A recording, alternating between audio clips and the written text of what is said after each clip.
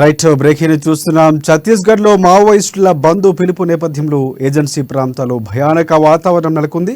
భూటకపు ఎన్కౌంటర్లు నిరసిస్తూ బంద్కు పిలుపునిచ్చినట్లు మావోయిస్టులు లేఖలు విడుదల చేశారు. భద్రాద్రి కొత్తగూడెం జిల్లా ఏజెన్సీలోని చెర్ల మండలం పూసుగుప్ప వద్దిపేట మధ్యలో చెట్లు నరికి రోడ్డుకు అడ్డంగా పడేశారు. వంతెన కింద మంట పెట్టారు. భారీగా మంటలు వ్యాపించి వంతెన బీటలు వారింది. విద్యుత్ స్తంభాలు నేలకొరగడంతో రహదారి అంతా విద్యుత్ తీగలు పడేశారు. బంద్ను విజయవంతం చేయాలంటూ మావోయిస్టు పార్టీ దక్షిణ సబ్ జోనల్ కమిటీ పేరిట కరపత్రాలు వదిలిపెట్టారు మావోయిస్టు నేతలు.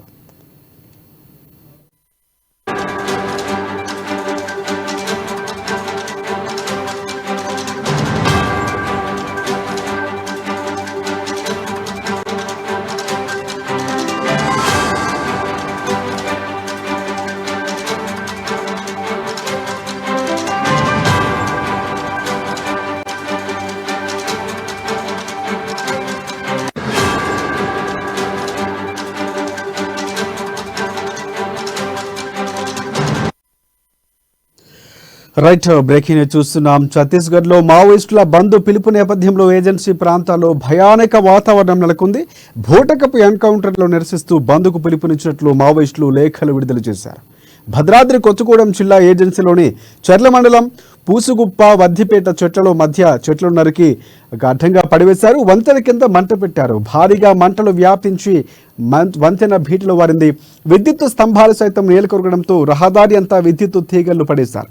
బంద్ను విజయవంతం చేయాలంటూ మావోయిస్టు పార్టీ దక్షిణ సబ్ జోనల్ కమిటీ పేరిట కరపత్రాలు వదిలిపెట్టారు. ఇక దీనికి సంబంధించి పూర్తి అప్డేట్స్ అందించేందుకు భద్రాద్రి కొత్తగూడెం నుంచి మా ప్రతినిధి శ్రీనివాసరావు మనకి ఫోన్ లైన్లో సిద్ధంగా ఉన్నారు. ఎస్ శ్రీనివాసరావు, చెప్పండి. Thank you Rajasekhar.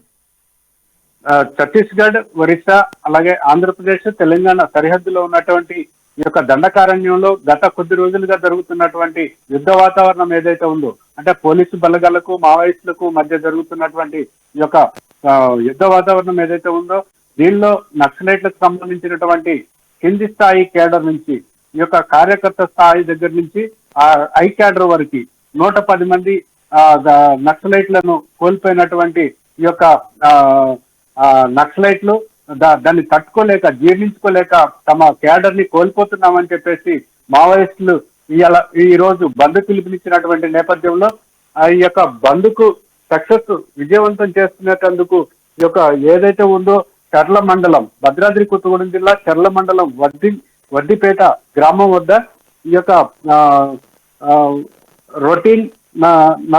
రొటీన్ అంతా ఆ యొక్క వాగు వద్ద ఈ యొక్క చెట్లు నరికేసి ఇరువైపులా రోడ్డు పైన ఇరువైపులా చెట్లు నరికేసి కరెంటు స్తంభాలను కూడా పెట్టడం జరిగింది.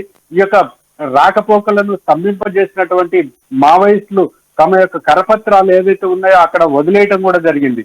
ఈ యొక్క పరిస్థితిని చక్కదిద్దేందుకు 4 రాష్ట్రాలు సరిహద్దులో ఉన్నటువంటి ఈ యొక్క పోలీసు బలగాలు ఏదైతే ఉందో విస్తృతంగా కూంబింగ్ చర్యలు కూడా చేపట్టినటువంటి నేపథ్యం ఉంది. ఏదైనా ఈ రోజు జరిగినటువంటి ఈ యొక్క చెట్ల నరికివేత కావచ్చు, అలాగే స్తంభాలు రోడ్లకు అడ్డంగా పడేసినటువంటి పరిస్థితిని చూస్తే ఇక్కడ యుద్ధ వాతావరణం నెలకొన్నదని చెప్పుకోవచ్చు. ఏ నిమిషంలో ఏమి జరుగుద్దని కూడా ఆ ప్రాంతంలో ఉన్నటువంటి ఈ యొక్క ప్రజాప్రతినిధులకు ఎవరికి ప్రాణ నష్టం జరుగుతుందనేది భయానక వాతావరణం కూడా ఉన్నదని చెప్పుకోవచ్చు. ఇప్పటికే ఆ ప్రాంతంలో ఉన్నటువంటి ఏజెన్సీలో ఉన్నటువంటి ప్రజాప్రతినిధులకు సేఫ్ జోన్ లో ఉండాలని చెప్పేసి సూచనలు చేసినటువంటి నేపథ్యం కూడా ఉంది. రాజశేఖర్, రైట్. ప్రధానంగా అంటే మావోయిస్టులు విడిచిపెట్టేటువంటి లేఖకు సంబంధించి సారాంశం ఏంటి? లేఖలో ప్రధానంగా ఏ అంశాలు పేర్కొన్నారు, ఏమైనా సమాచారం ఉందా? అంటే ఈ యొక్క వదిలినటువంటి మావోయిస్టుల లేఖ ఏదైతే ఉందో ఆ లేఖలో బూటకపు ఎన్కౌంటర్లను నిలిపివేయాలి, ఈ యొక్క ఈ ఏజెన్సీలో దండకారణ్యంలో జరుగుతున్నటువంటి పోలీసుల కూంబింగ్ ఏదైతే ఉందో నిలిపివేయాలని చెప్పేసి ఈ యొక్క లేఖలో పేర్కొనడం జరిగింది. ఈ యొక్క నక్సలైట్లు ఏరివేత కార్యక్రమం ఇప్పటి వరకు దాదాపు 110 మందిని కోల్పోయినటువంటి ఈ యొక్క మావోయిస్టులు ఎక్కడ తలదాచుకోవడానికి కూడా అవకాశం లేనంతగా పోలీసు బలగాలు అడుగు అంగుళం అడవిలో దండకారణ్యంలో జల్లెడ పడుతున్నటువంటి నేపథ్యం ఉంది. ఇది తట్టుకోలేనటువంటి మావోయిస్టులు ఈ యొక్క చిన్న ఘటనలు పునరావృతం చేస్తున్నటువంటి నేపథ్యం ఉంది. ఈ యొక్క ఘటనలు పునరావృతం కాకుండా ఉండేందుకు అంటే మావోయిస్టుల నుంచి వచ్చేటువంటి ఈ యొక్క చెదురుమదురు ఘటనలను పూర్తిగా నిలిపివేసేందుకు పోలీసు బలగాలైతే అహర్నిశలు కష్టపడుతూ వాళ్ళ యొక్క విజన్ని ముందుకు తీసుకెళ్తున్నటువంటి నేపథ్యం ఉంది. ఈ నేపథ్యంలోనే ఆ ఏజెన్సీలో ఉన్నటువంటి ప్రజాప్రతినిధులు ఎవరైతే ఉన్నారో వారికి కూడా ప్రాణరక్షణ కల్పించేందుకు పోలీసు బలగాలైతే చేస్తున్నటువంటి ప్రయత్నం ఉంది. వారిని కూడా సేఫ్ జోన్ లో ఉండేందుకు సూచనలు కూడా తెలియజేసినటువంటి నేపథ్యం ఉంది. ఈ నేపథ్యంలోనే ఈ రోజు ఈ యొక్క చెట్ల నరికివేత కార్యక్రమం ఏదైతే ఉందో ఈ యొక్క వాటిని క్లియర్ చేసేందుకు అక్కడ సిబ్బంది అయితే తొలగిస్తున్నటువంటి పరిస్థితి ఉన్నట్టు కూడా తెలుస్తుంది రాజశేఖర్. రైట్ ఫైనల్ గా శ్రీనివాసరావు, అంటే ఏదైతే మావోయిస్టులు హెచ్చరికల నేపథ్యంలో ఆ హెచ్చరికలకు సంబంధించి కొన్ని చర్యలకు కూడా పాల్పడ్డారు. సో ఈ నేపథ్యంలో పోలీసులు ఏమైనా స్పందించినటువంటి పరిస్థితి కనిపిస్తుందో, చర్యలు ఎలా ఉండబోతున్నాయి?